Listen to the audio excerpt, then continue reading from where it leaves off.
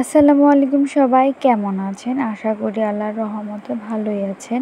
তবে এই তীব্র গরমে আমি কিন্তু ভালো নেই। 2 ছেলেকে নিয়ে, ছোট ছেলেকে নিয়ে একটু কষ্টই হচ্ছে।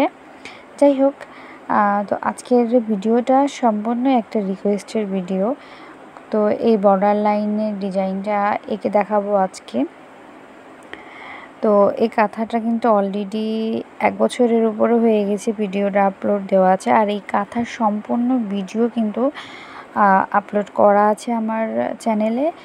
যদি ইচ্ছা হয় অবশ্যই আমার চ্যানেলের প্লেলিস্টে থেকে দেখে আসবেন। আর যারা এখনও আমার চ্যানেলটাকে সাবস্ক্রাইব করেন নাই, আজকে নতুন দেখতেছেন ভিডিওটা, অবশ্যই চ্যানেলটাকে সাবস্ক্রাইব করে আসবেন। আর আমি কিন্তু আঁকাঝোঁকায় অতটা ভালো না, কিন্তু তারপরেও রিকোয়েস্টে রাখার জন্য আমি আবার একটু পেন্সিল আর খাতা নিয়ে বসে পড়েছি। তো বর্ডার লাইন ডিজাইনটা একদমই সহজ। আমি 2টা সেলাই দিয়ে এটা বর্ডার লাইনটা করছিলাম। তো এখানে হচ্ছে কাঁথা স্টিচ আছে আর হচ্ছে ক্রস সেলাই আর কি আছে। তো ক্রস সেলাইটা কে কোথায় কীরকমভাবে বলে আমি ঠিক জানি না, তবে আমি ক্রস সেলাইটাই বলি।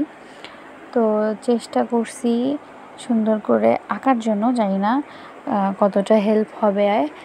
তবে একটু লক্ষ্য করলেই দেখতে পারবেন একদমই সহজ। তো আমি ভিতরের এই পাপড়িটা কিন্তু ক্রস দিয়ে করছি।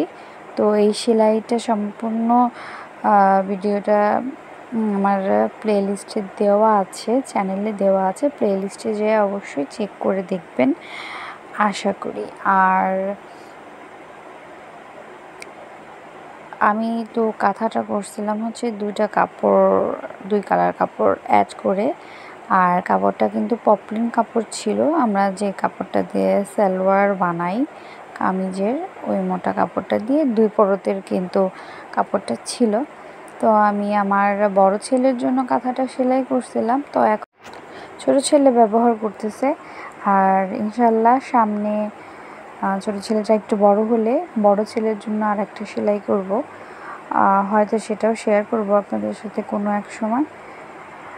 তো দেখতে পাচ্ছেন এই ঢেউগুলা কিন্তু একটু বেশিও দেওয়া যাবে, একটু কমও দেওয়া যাবে। তো আমার আঁকার হাত কিন্তু, আমি আবারও বলতেছি, অতটা ভালো না।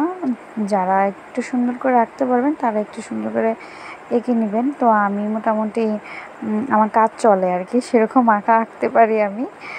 যাই হোক, তো এই সেলাইটা খুবই সহজ, কারণ নকশি কাঁথা কিন্তু বিভিন্ন সেলাই দিয়েই করা যায়।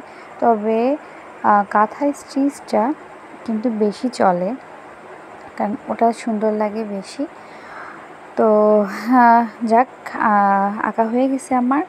তো জানি না কেমন হলো, অবশ্যই কমেন্টস করে জানাবেন।